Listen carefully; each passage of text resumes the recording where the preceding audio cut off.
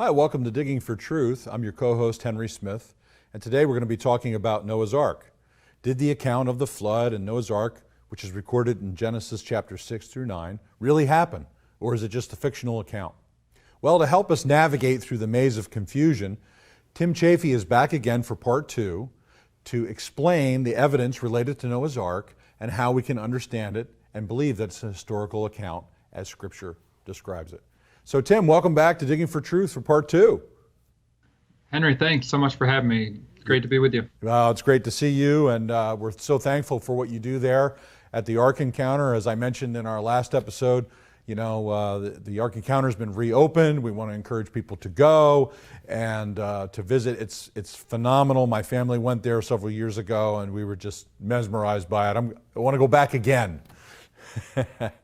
So I look for every excuse to get down there when I can. My office is about 35, 40 minutes away, and if I can get down there for speaking or an interview, or if I have to meet some people there, I look for every reason to. It's so fun to, one, it's just great to see it, but it's also fun to see how excited people are and to gauge their reaction and to talk to them about it and what they enjoyed. And of course, they always say their favorite part is the writing.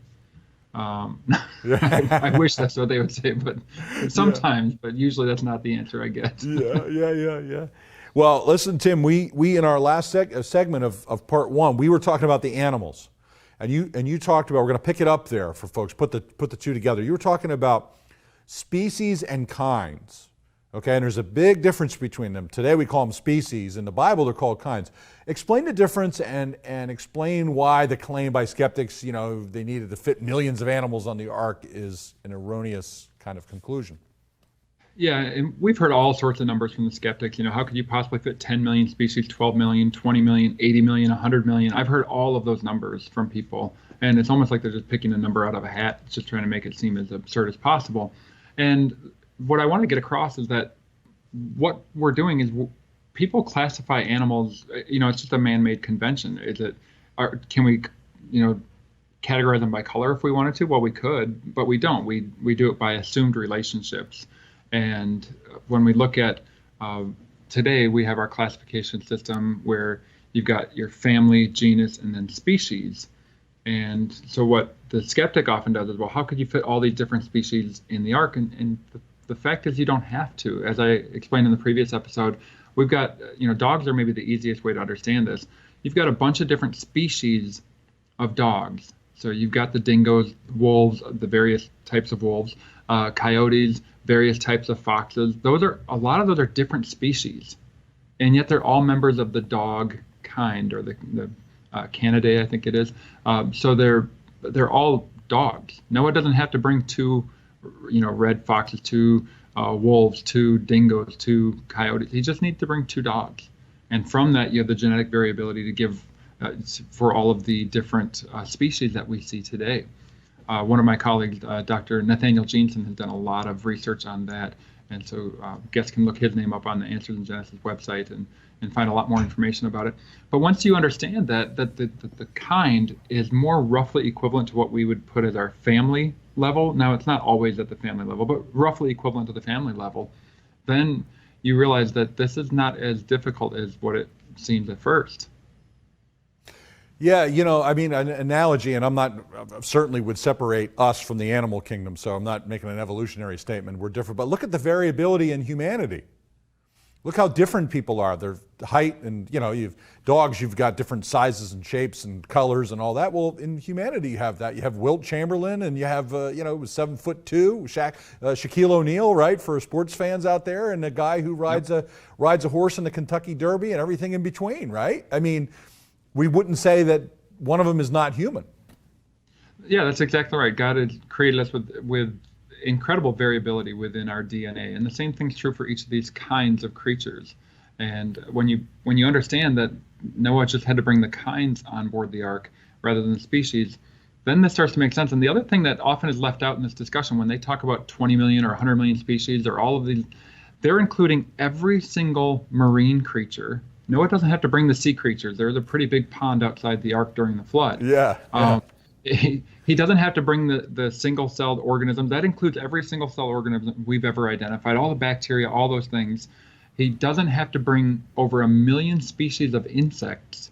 Now, maybe he brought some of the more delicate ones like butterflies and moths, maybe bees, but for the most part, they don't fit the description of what had to go on board the ark, and insects can survive a flood. So when you eliminate all of those, and it also includes all of the plants that we've ever identified as well. So when you eliminate all of those, you're left with roughly 34,000 species of land animals that are required to go on board the ark. But again, we're not talking about species, we're talking about kinds, and that number is fewer than 1,400. Okay. Well, when folks go visit the Ark, they can read all about that, and of course go on your website and get into particulars of that. But so we're gonna ask a related question. I'll give you 2 minutes for this one. This would be fun because it relates to paradigms, and that is, what about kangaroos and penguins? We talked about paradigms in the last episode, but maybe you could address that kind of question. It's a very natural question. I think it's a logical one. Yeah, so I think what we talked about in the last episode is more of how could the kangaroos and penguins get to the ark, yes, assuming that there were different continents. Are you asking in this one, how did they get to where they are today? Well, I guess we could take it that way. I was thinking too, because people would think, oh, penguins live in cold weather and they live in Antarctica, and how does all this work? Take it any way you want, Tim. I'll let you go with it. Yeah, well, penguins also live in the zoos in the United States. They don't have to be really cold. They just happen to be able to thrive in the cold. Same thing with polar bears. They don't have to live in the Arctic region. I've seen them in zoos in the I've seen them in the San Diego Zoo. It was pretty warm that day. Yeah. So they don't have to be in cold weather. So that's one of the mistakes that people make, is they assume that the way they see an animal take, well, that must be the only way they could survive. As far as we answered in the last episode that we believe there's one continent on the Earth prior to the flood, so there's no difficulty of getting animals from distant regions to the ark itself. But one of the things the skeptic asks is, how could you get kangaroos, or koalas to Australia during, after the flood? Because we don't find any fossils of them from the Middle East all the way to Australia. Well, part of the reason for that is because the only way you get fossils is if something is buried rapidly. If a creature dies out in the field and just sits there for a while, it's going to decay. It's not going to fossilize. Yes. And the thing about marsupials, which is interesting, is that they can actually travel much faster than most creatures because the females get to carry their young in a pouch for a long time. They don't have to slow down as a newborn is there and protect them and stay in the same area for a while till the newborn can get moving pretty quickly. So marsupials can keep on going. But there is evidence that there were some between the Middle East and Australia as well. But there's different methods for how they would have gotten there. Some people think that maybe it was a land bridge because during the post-flood ice age, which that's a different topic to get into altogether, yes. The water levels would have been lower, and so you could have reached many places on Earth. But with some of the Australian animals, it seems like rafting is a more viable option, which sounds strange to people. But if you have a worldwide flood that's going to rip all of this vegetation off the Earth's surface, a lot of that vegetation is going to be floating, like you see in Spirit Lake today because of Mount St. Helens 40 years ago. You have these large log mats and vegetation mats that they could have been the size of like the state of Delaware or something, and you could have animals on there that would go from one place to another without even realizing they're on a raft. And then when it touches to Australia, they get off and inhabit that. Well, that's good. That's good. Those are some legitimate ideas to explain how all this happened. We don't have eyewitness testimony of it, but it certainly makes sense, and it's not unfeasible. So, okay, we're going to move into our to a commercial break here, and then we're going to be right back with Tim Chafee from Answers in Genesis talking about Noah's Ark. We'll be right back. In a culture of intense Bible-denying skepticism, Associates for Biblical Research exists to strengthen followers of Jesus by affirming the authority of the Bible. Our archaeological fieldwork and original research form a strong foundation in upholding the reliability of the Scriptures. For students or anyone asking if they can really trust the Bible, please visit our website and partner with us by joining our prayer team or financially supporting this ministry. And thank you for standing with us.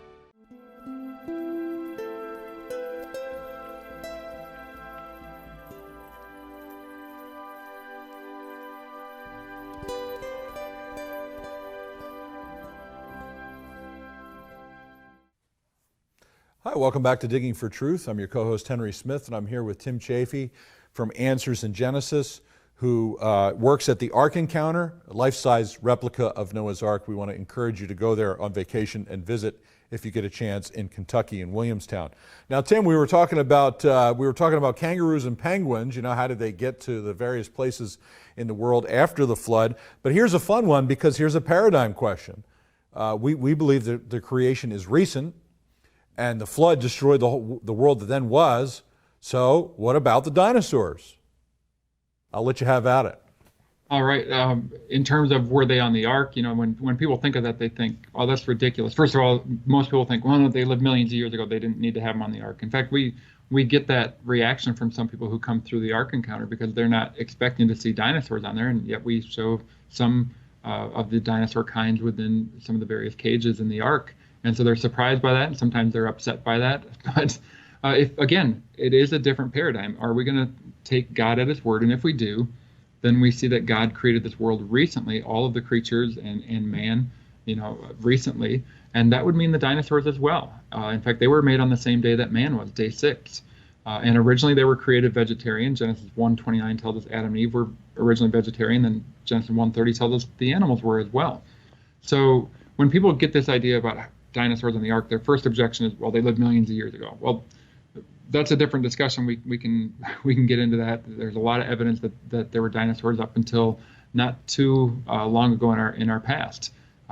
There are all sorts of things we could look at for that. But about whether they were on the ark or could they fit on the ark, what happens is a lot of times people will think of like the biggest dinosaurs, you know, your brachiosaurs or Argentinosaurus, some of these things that are 100 feet long and, you know, 50 to 70 tons, just these massive creatures, and they think there's no way you could put those on the ark. Well, even the biggest ones were once a lot smaller.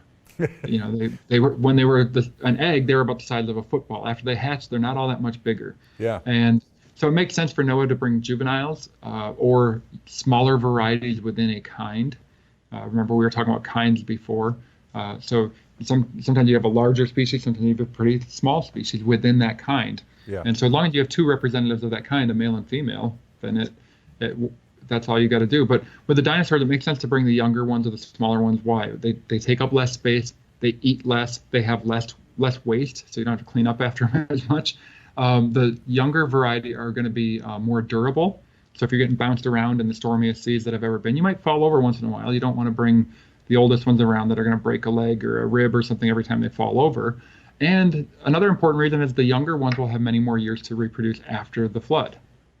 Yeah, that makes total sense. In fact, I've never thought about the reproduction part of it before until you just bring it up now. I mean, that's just logical. And of course, you know, God is the eternal creator. He's the one that sent the animals to Noah. So he would have sent exactly the right ones for the right purpose that would have been able to reproduce. So, you know, we have to keep that in the back of our mind. I mean, the text doesn't say that, but it's a reasonable inference from it. God knew what he was doing when he was making this plan. Now, right. He told Noah how big the ark would need to be. He's the one sending the animals. And when we ran all the calculations about how much food, how much water, all of those different things, and how much space the animals take up, once you know it, everything fits just right. Yeah. Now, speaking of plans, the natural question is, right along the lines of what you're talking about, is how could they have cared for these animals on the ark for a little bit over a year? Let's address that a little bit. Yeah, well, we had a philosophy of working efficiently rather than working harder. I mean, I'm sure all 8 people on board the ark were working hard, but if you think about like a hamster setup today, you know, the cage or the tank, not tank, but the little enclosure that you got for your hamster or gerbil, you can dump a bunch of food in that tube or a bunch of water in their water tank and leave it alone for a week or 2. It's not like you have to go by and feed it every single day and do all this work and clean it out every single day. And so the way we set up the cage system at the Ark Encounter is very similar to something like that, where for most of the animals, you don't have to feed them every day. You can handle it once a week or maybe twice a week, depending on what kind of animal it is. The same thing's true with the waste. We've got the floors, almost like a bamboo slotted floor, so the waste could drop through that onto a ramp that would go down to the bottom of all these enclosures. You just have to clean out the very bottom tray there rather than every single individual stall or individual enclosure. So with something like that, as far as how you house them, how you feed them, how you get them enough water, you can do that pretty efficiently. And a lot of the techniques we were looking at were things that farmers had used in the 1700s, the 1800s, before a lot of the rise of modern machinery. Yes, yeah, in the Ark you see that when you go visit, you can see these mechanisms that you guys, now we don't know again from the text of Scripture, but certainly Noah and his sons would have been very capable of designing these kind of systems that would work efficiently. I like your hamster analogy. It just boils it down to a very simple one. How about fresh water, Tim? Would they have been able to get fresh water if they were in the open seas? Yeah, that's a good question, because obviously they can't just, drop a bucket down and scoop out a bunch of seawater. That's not going to help as far as drinking water. But there would be a lot of rain during that time. And so if they were to capture it, use a system where whatever's falling on the roof is captured. We actually ran some calculations based on the size of the roof. You would need 1 inch of rain per week, which is about the same thing we get here in this area of Kentucky each year. You need 1 inch of rain per week in order to keep all of the cisterns full, all of the water tanks and everything. But they also could have brought enough potable water for the whole thing as well. So there's a couple different options for that. Yeah, I mean, that makes total sense, and probably would have been a lot more rain than that. I assume what you're saying is you tried to go with a relatively conservative figure in the rain estimate. Yeah, that was the bare minimum of what they have needed. And obviously during the initial stages of the flood, you're getting way more than 1 inch of rain per week. I'm just saying, here's what they would have needed to keep all of the tanks full and everything they need. So I think we started with an estimate of 3 months worth of supply that they would have started with. Okay. And then just keep that full. All right, that's excellent. Well, Tim, we're going to be breaking and going to a commercial break, and we'll be right back after this message. Bible and Spade is a non-technical quarterly publication published by the Associates for Biblical Research. Written from a scholarly and conservative viewpoint, Bible and Spade supports the inerrancy of the biblical record and is a must-read for both the serious Bible student and anyone asking if they can really trust the Bible. Archaeological evidence, properly interpreted, upholding the history of the Bible. Subscribe today at BibleArchaeology.org.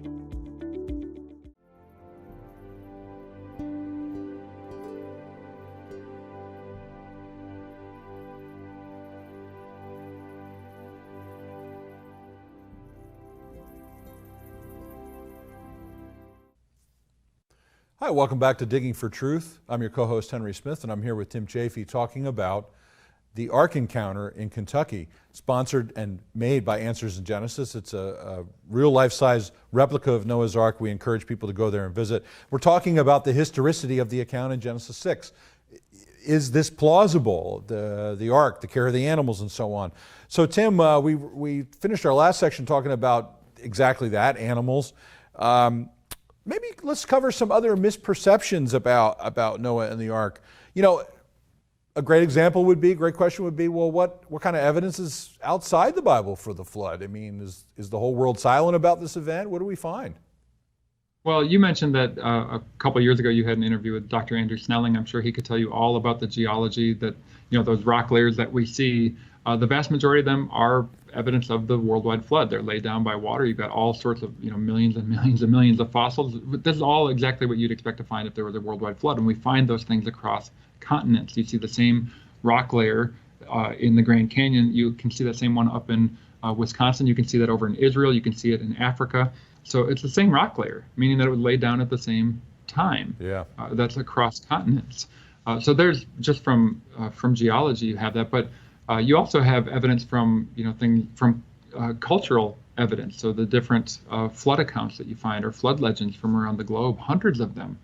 In fact, I know I read over 200 of them just for the exhibit on deck 3 of the Ark. We've got one called Flood Legends.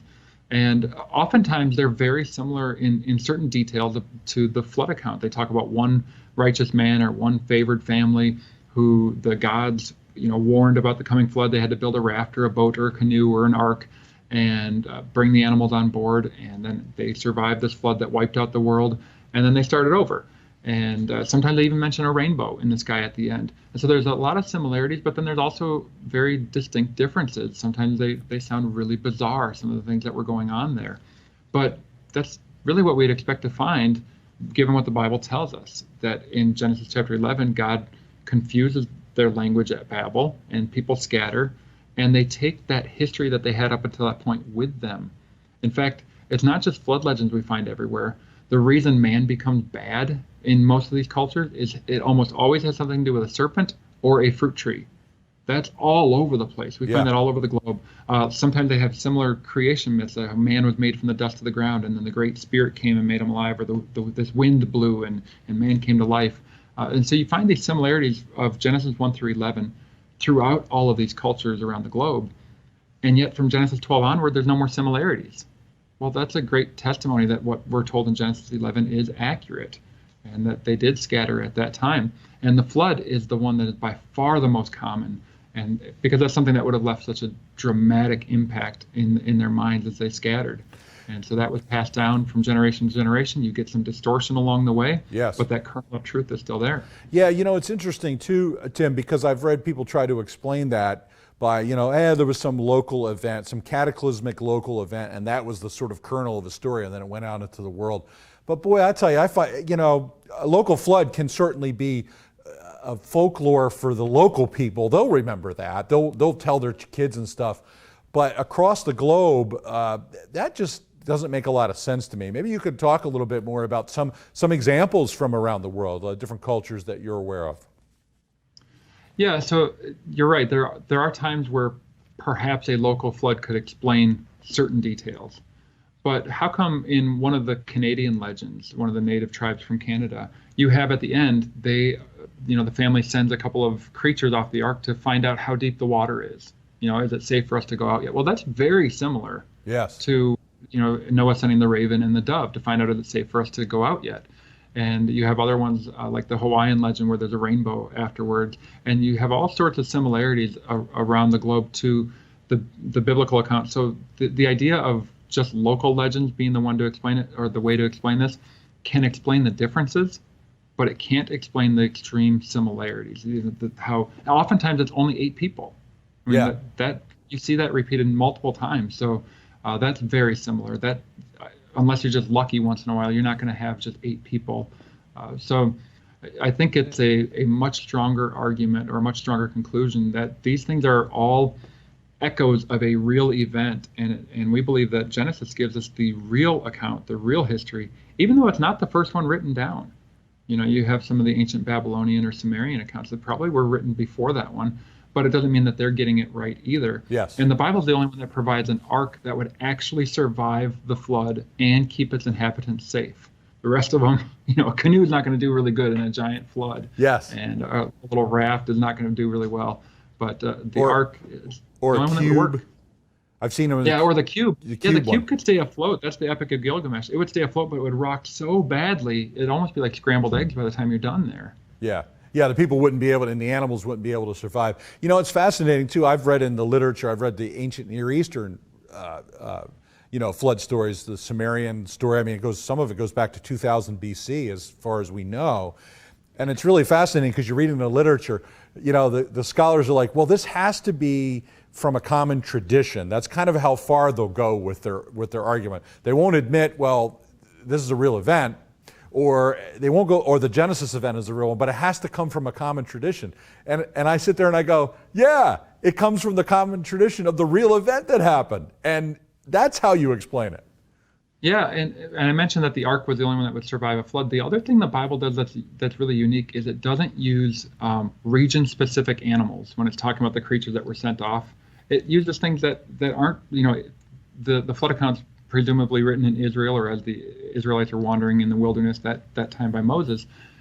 He's not picking animals that were just local to that region, as far as the raven and the dove. These are, but the Canadian legend that I mentioned earlier, it's a beaver that they send off because it's the animals that they know. They pick a hill in their region that's one of the highest ones in their area where the ark lands. Well, the Bible doesn't do that either. It picks the mountains of Ararat, which are hundreds of miles from where Israel is. Yeah, that's great. Well, Tim, I can't believe the 2 episodes are over, so I'm going to give you 30 seconds, Tim, to wrap it up and give a good word to the folks about the flood and the reliability of the account. All right, well, here's what I'll say. You can trust God's word from the very beginning to the very end, and that includes the creation account, the flood account in Genesis 6 through 9. That also includes what's going to happen at the end. But just as God judged the world one time with water, and that was during the flood, he's going to judge this world again, and this time is going to be by fire, but he's provided a means of eternal salvation from our sins and from the penalty for that through his son, Jesus Christ. And he died on the cross for our sins and rose from the grave. And you can learn more about all of those things at the Ark Encounter and go into much more detail So thanks for tuning in. All right, Tim, thank you so much for sharing your expertise of this subject and encouraging the people of God. We love you, appreciate you. Thank you for joining us today. Hey, thanks, Henry, so much. I appreciate it. All right, in John chapter 5, folks, it says this. Jesus says, "For you, if you believe Moses, you would believe me, for he wrote of me. But if you do not believe his writings, how will you believe my words?" And this is a word for us today about the flood. We should believe it because Moses wrote it, and Jesus said that it really happened. Thank you for joining us today.